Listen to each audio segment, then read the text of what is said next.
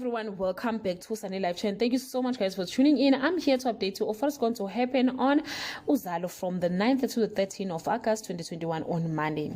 A revelation threatened to tear apart a long-term friendship while Mondli stumbles across an uncomfortable truth. Sibonelo continues to hide the truth from Nkunzi, and Mrs. Madlala gives Njez an eyeful on Tuesday. Nkunzi wants Sambulo against breaking Zekhetelo's heart, or else he will have to answer to him. The Smith of Kwanjomani launch commences with Deben Gogo bringing the house on fire. Screwdriver assists Wu in tweaking his Mjolo app profile in order to get matches for potential dates on Wednesday. Mjolo seems to be the new craze taking over Kwamashu. Everyone is looking for a piece of Mjolo.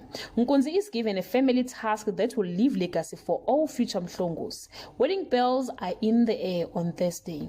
The Mjolo app finally working for Madongwe.